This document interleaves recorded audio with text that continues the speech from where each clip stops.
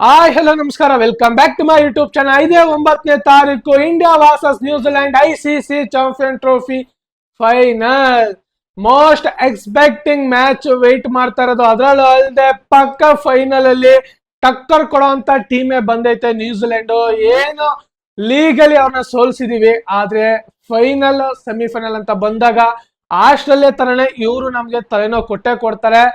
ನೋಡೋಣ 9ನೇ ತಾರೀಕು ಮ್ಯಾಚ್ ಇರೋದು ICC champion trophy final match ಯಾವ ರೀತಿ ಕ್ಯೂರಿಯಾಸಿಟಿಯಿಂದ ನಡೆಯುತ್ತೆ ಅಂತ. ಹಾಗೆ ನಿನ್ನೆ ನಡೆದಿದ್ದು ಏನು ಗುರು match, one side match. New Zealand ಅವರು ಟಾಸ್ ಗೆದ್ದು ಬ್ಯಾಟಿಂಗ್ ನ ಆಯ್ಕೆ ಮಾಡ್ಕೋತಾರೆ. ಅದ್ರಲ್ಲೂ ಅಲ್ಲದೆ ನಾನು ಓಲ್ಡ್ ವಿಡಿಯೋದಲ್ಲಿ ಹೇಳಿದ್ದೆ ನ್ಯೂಜಿಲೆಂಡ್ ಅವರು ಟಾಸ್ ಪಕ್ಕ ಗೆಲ್ತಾರೆ ಆದ್ರೆ ಬಾಲಿಂಗ್ ತಗೋತಾರೆ ಅಂತ. ಆದ್ರೆ ಅನ್ಫಾರ್ಚುನೇಟ್ ಆಗಿ ಅವರು ಬ್ಯಾಟಿಂಗ್ ನ ತಕೊಂಡ್ರು. ಅದ್ರಲ್ಲೂ ಅಲ್ಲದೆ ಸೆಕೆಂಡ್ ಇನ್ನಿಂಗ್ಸ್ ಡ್ಯೂಫ್ಯಾಕ್ಟ್ ಬರಲ್ಲ ಅನ್ನೋ ಒಂದು ರೀಸನ್ ಅವರು ನೀಟಾಗಿ ಸ್ಪೆಸಿಫೈ ಮಾಡ್ತಾರೆ ಟಾಸ್ ಟೈಮ್ ಅಲ್ಲಿ. ಅದಕ್ಕೋಸ್ಕರ ಅವರು ಫಸ್ಟ್ ಬ್ಯಾಟಿಂಗ್ ಗೆ ಆಡಕ್ಕೆ ಪ್ರಿಫರೆನ್ಸ್ ನೀಡ್ತಾರೆ. ಅದಾದ ನಂತರ ಬ್ಯಾಟಿಂಗ್ ಗೆ ಶುರು ಮಾಡಿದಂತ ನ್ಯೂಜಿಲೆಂಡ್ ಫಸ್ಟ್ ಒಂದು 30-40 ರನ್ಗೆ ಒಂದು ವಿಕೆಟ್ ನ ಕಳ್ಕೊತಾರೆ ವಿಲಿಯಮ್ಸ್. ಅದಾದ ನಂತರ ಎರಡನೇ ವಿಕೆಟ್ ಗೆ ಏನ್ ಜೊತೆಗೂಡ್ತ ವಿಲಿಯಮ್ಸನ್ ಮತ್ತೆ ರಚಿಂದ್ರ ಅವರ ಪಾರ್ಟ್ನರ್ಶಿಪ್. ಅಪ್ಪ ಯಾವ ತರ ಎಕ್ಸ್ಪೆಕ್ಟೇಷನ್ ಇಟ್ಟಿದ್ನೋ ಟಾಪ್ ಆರ್ಡರ್ ಅಲ್ಲಿ ಈ ತರ ಪಕ್ಕ 200+ ಪಾರ್ಟ್ನರ್ಶಿಪ್ ಬತ್ತು ಅಂದ್ರೆ ಪಕ್ಕ ಸ್ಕೋರ್ 350 ಮೇಲೆ ಎಬೋ ಹೋಗೇ ಹೋಗುತ್ತೆ ಅಂತ. ಅದೇ ರೀತಿ ನಿನ್ನೆ ಮ್ಯಾಚ್ ಅಲ್ಲಿ ಆಗಿದ್ದು ನಾನು ಎಕ್ಸ್ಪೆಕ್ಟೇ ಮಾಡಿರ್ಲಿಲ್ಲ. ಓಲ್ಡ್ ವಿಡಿಯೋದಲ್ಲೂ ಸಹ ಹೇಳಿದೆ ಪಕ್ಕ ಕೆ ವಿಲಿಯಮ್ಸನ್ ಅವರು ಶತಕ ಹೊಡೆದೇ ಹೊಡಿತಾರೆ ಅಂತ. ಹಾಗೆ ರಚಿನ್ ರವೀಂದ್ರ ಅವರ ಶತಕನು ಸಹ ಒಂದು ಟೀಮ್ಗೆ ಕಾಂಟ್ರಿಬ್ಯೂಷನ್ ಅಂತೂ ನೀಡ್ತು. ಅದರಲ್ಲೂ ಅಲ್ಲದೆ ರಚಿನ್ ರವೀಂದ್ರ ಅವರು ಇಂಜುರಿ ಆಗಿ ಅದಾದ ನಂತರ ಸ್ಟ್ರಾಂಗ್ ಆಗಿ 3ನೇ ಮ್ಯಾಚ್ ಇಂದ ಕಂಬ್ಯಾಕ್ ಮಾಡಿ ಈ ತರ ಪರ್ಫಾರ್ಮೆನ್ಸ್ ನ ನೀಡ್ತಾರೆ ಅಂದ್ರೆ ಬೆಂಕಿ. ಹಾಗೆ 2023 ವರ್ಲ್ಡ್ ಕಪ್ ಅಲ್ಲೂ ಸಹ ರಚಿನ್ ರವೀಂದ್ರ ಅವರು ಇದೇ ರೀತಿ ಪರ್ಫಾರ್ಮೆನ್ಸ್ ನ ನೀಡಿದ್ರು. ಹಾಗೆ ಇಲ್ಲೂ ಸಹ ಚಾಂಪಿಯನ್ ಟ್ರೋಫಿಲು ಬೆಂಕಿ ಪರ್ಫಾರ್ಮೆನ್ಸ್ ನೀಡಿದ್ದಾರೆ. ಆದ್ರೆ ಫೈನಲ್ ನಡೆಯೋದು ದುಬೈಯಲ್ಲಿ.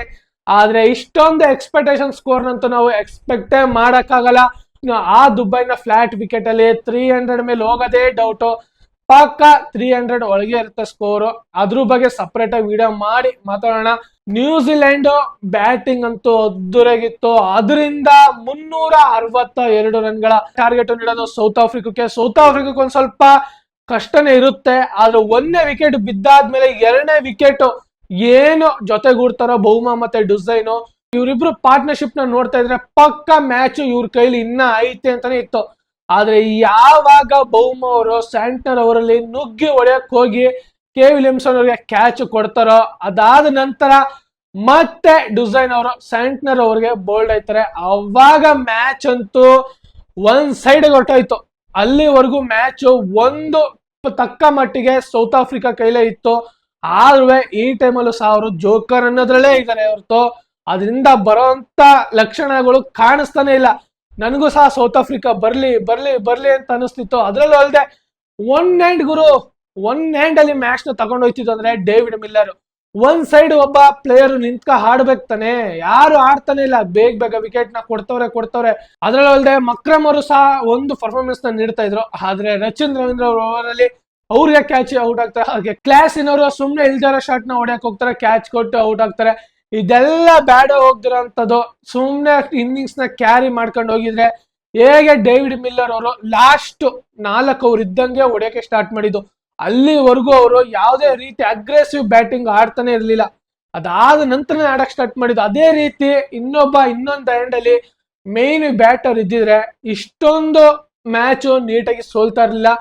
ಒಂದು ಪಕ್ಕ ಮ್ಯಾಚ್ ಅಂತೂ ಒಂದು ಪೈಪೋಟಿ ಅಂತೂ ಬಂದಿರೋದು. ಆದ್ರೆ ಆ ತರ ಬರೋಂತ ಸಿಚುವೇಶನ್ ಅಂತೂ ಬರ್ಲಿಲ್ಲ. ಏನು ಮಾಡಕ್ಕಾಗಲ್ಲ. ಅನ್ಫಾರ್ಚುನೇಟ್ ಆಗಿ ಡೇವಿಡ್ ಮಿಲ್ಲರ್ ಅವರು 100 ಹೊಡೆದ್ರು. 100 ಹೊಡಿಬೇಕು ಅಂತಾನೆ ಆ ಟೈಮ್ ಅಲ್ಲಿ ಅಗ್ರೆಸಿವ್ ಆಗಿ ಬ್ಯಾಟಿಂಗ್ ಆಡಿದ್ದು ಬೆಂಕಿ ಗುರು. 2023 ವರ್ಲ್ಡ್ ಕಪ್ ಅಲ್ಲೂ ಸಹ ಸೆಮಿಫೈನಲ್ ಅಲ್ಲಿ ಡೇವಿಡ್ ಮಿಲ್ಲರ್ ಅವರು ಶತಕ ಹೊಡಿತಾರೆ. ಆ ಮ್ಯಾಚ್ ಸಹ ಆಸ್ಟ್ರೇಲಿಯಾದ ಮೇಲೆ ಸೋಲ್ತಾರೆ ಈ ಸೌತ್ ಆಫ್ರಿಕಾದವರು. ಹಾಗೆ ಇಲ್ಲೂ ಸಹ ಚಾಂಪಿಯನ್ ಟ್ರೋಫಿ ಫೈನಲ್ ಬಂದು ಬೆಂಕಿ ಪರ್ಫಾರ್ಮೆನ್ಸ್ ನೀಡೋದು ಡೇವಿಡ್ ಮಿಲ್ಲರ್ ಅವರು. ಆದ್ರೆ ಈ ಮ್ಯಾಚ್ ಸಹ ಸೋಲ್ತಾರೆ. ಸೋಲೋದಕ್ಕೆ ಮೇನ್ ಕಾರಣ ಬ್ಯಾಟ್ಸ್ಮನ್ಗಳು. ಏನಾದ್ರೂ ಒಬ್ರು ಡೇವಿಡ್ ಮಿಲ್ಲರ್ ಅವ್ರಿಗೆ ಒಂದು ಹ್ಯಾಂಡ್ ಅಲ್ಲಿ ನಿಂತಿದ್ರೆ ಯಾವುದೇ ರೀತಿ ಈ ಮ್ಯಾಚ್ ಇಷ್ಟೊಂದು ಕ್ರೂಷಲ್ ಆಗಿ ಹೋಯ್ತಾ ಇರ್ಲಿಲ್ಲ. ಇವರ ಬ್ಯಾಟಿಂಗ್ ಕೊಲೆಪ್ಸ್ ಇಂದಾನೆ ಒಂದು ಸ್ವಲ್ಪ ಮ್ಯಾಚ್ ನವರು ಸೋತಿದ್ ಬಿಟ್ರೆ ಇನ್ಯಾವುದೇ ರೀತಿ ಇಲ್ಲ. ಒಟ್ನಲ್ಲಿ ಮ್ಯಾಚ್ ಸೌತ್ ಆಫ್ರಿಕಾ ಸೋತ್ರು. 50 ರನ್ಗಳಿಂದ ಸೋತಿದ್ದು. ನಾನು ಅನ್ಕೊಂಡಿದ್ದೆ 300 ದಾಟಲ್ಲ ಅಂತ. ಯಾವಾಗ ಡೇವಿಡ್ ಮಿಲ್ಲರ್ ಅವ್ರ ಅಗ್ರೆಸಿವ್ ಬ್ಯಾಟಿಂಗ್ ಅಪ್ಪ ಏನು ಹೊಡೆಯಕ್ ಸ್ಟಾರ್ಟ್ ಮಾಡಿದ ಅವಾಗ 100 ಹೊಡಿತಾರೆ, ಅವರ ಮಕ್ಳಿಗೆ ಡೆಡಿಕೇಟ್ ಮಾಡ್ತಾರೆ. ಒಂದು ಒಳ್ಳೆ ಖುಷಿನೇ, ಅದ್ರಲ್ಲೂ ಒಳ್ಳೆ ಶತಕ ಹೊಡೆದ್ರಲ್ಲ ಖುಷಿ. ಹಾಗೇನೆ ಮುಂದಿನ ಸೀರೀಸ್ ಏನಾಗುತ್ತೆ ಅಂತ ನೋಡೋಣ. South Africa best quality team, ನಾನ್ ಎಕ್ಸ್ಪೆಕ್ಟೇಷನ್ ಇಟ್ಟಿದ್ದೆ ಪಕ್ಕ ಫೈನಲ್ ಬರ್ತಾರೆ ಅಂತ, ಆದ್ರೆ ಆ ರೀತಿ ಏನು ಆಗ್ಲಿಲ್ಲ. ಒಂದು ಕ್ವಾಲಿಟಿ ಟೀಮ್ ಮೇಲೆ ಸೋತಿದೆ. ಹಾಗೆ ಕ್ವಾಲಿಟಿ, ಅದರಲ್ಲೂ ಅಲ್ಲದೆ ಕ್ವಾಲಿಟಿ ಟೀಮ್ಗಳು ಸೆಮಿಫೈನಲ್ಗೆ ಬಂದಿದ್ದು. ಇಲ್ಲೂ ಸಹ India versus Australia quality team, ಹಾಗೆ ಇಲ್ಲೂ ಸಹ ನ್ಯೂಜಿಲೆಂಡ್ ವರ್ಸಸ್ ಸೌತ್ ಆಫ್ರಿಕಾ. ಏನು 2023 ವರ್ಲ್ಡ್ ಕಪ್ ಅಲ್ಲಿ ಸೆಮಿಫೈನಲ್ಗಳಿಗೆ ಯಾವ್ಯಾವ ಟೀಮ್ಗಳು ಬಂದಿದ್ದೋ ಇಲ್ಲಿಗೂ ಸಹ ಅದೇ ಟೀಮ್ಗಳು 4 ಟೀಮ್ಗಳು ಬಂದಿದ್ದು. ಆದ್ರೆ ಕ್ವಾಲಿಟಿ ಟೀಮ್ಗಳು ಸೌತ್ ಆಫ್ರಿಕಾ ಒಂದು ಸ್ವಲ್ಪ ಫೈನಲ್ಗೆ ಬಂದಿದ್ರೆ ಖುಷಿ ಆಯ್ತಿತ್ತು. ಒಂದು ಸ್ವಲ್ಪ ಬೇಜಾರಾಗೋದಂದ್ರೆ ಇವರು ಒಂದೊಂದು ಟೈಮಲ್ಲಿ ಇದೇ ರೀತಿ ಆಗೋದು. ನಾನು ಆಲ್ಮೋಸ್ಟ್ ಸೌತ್ ಆಫ್ರಿಕಾ ಮ್ಯಾಚ್ ನ ನೋಡ್ಕೊ ಬಂದಿರೋದ್ರಿಂದ 2015 ವರ್ಲ್ಡ್ ಕಪ್ ಅಲ್ಲೂ ಸಹ ಎಬಿಡಿ ಡು ಪ್ಲೆಸಿಸ್ ಅವರ ಕ್ಯಾಪ್ಟನ್ಶಿಪ್ ಅಲ್ಲೂ ಸಹ ಇದೇ ರೀತಿ. ಅದಾದ ನಂತರ 19 ವರ್ಲ್ಡ್ ಕಪ್, ಅದಾದ ನಂತರ 23 world cup, T20 world cup, ಹಾಗೆ ಈ ಚಾಂಪಿಯನ್ ಟ್ರೋಫಿ, ಇಷ್ಟು ಸಹ ಬೇಜಾರಾಗೆ ಹೋಗಿರೋದು ಸೌತ್ ಆಫ್ರಿಕಾ ಟೀಮ್.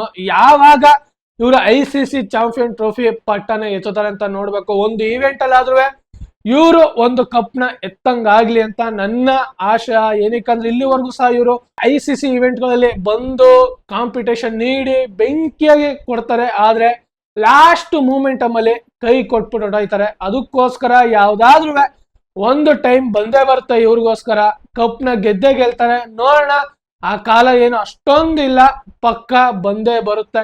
ನೆಕ್ಸ್ಟ್ ವರ್ಷ ನಡೆಯುವಂತ T20 ವರ್ಲ್ಡ್ ಕಪ್ ಗೆಲ್ಬಹುದು.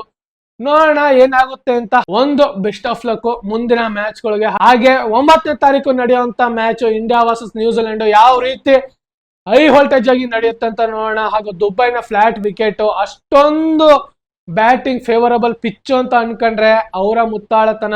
ನೋಡೋಣ ಯಾವ ರೀತಿ ಟಾಸ್ ಇಂಪ್ಯಾಕ್ಟ್ ಮಾಡುತ್ತೆ ಅಂತ ದುಬೈನ ಸ್ಟೇಡಿಯಂ ಅಲ್ಲಿ. ಹಾಗೆ ಇದೇ ತರ ಮುಂದಿನ ವಿಡಿಯೋದಲ್ಲಿ ಸಿಗೋಣ. ಜೈ ಹಿಂದ್, ಜೈ ಕರ್ನಾಟಕ, ಮತ್ತೆ ವಂದನೆಗಳು.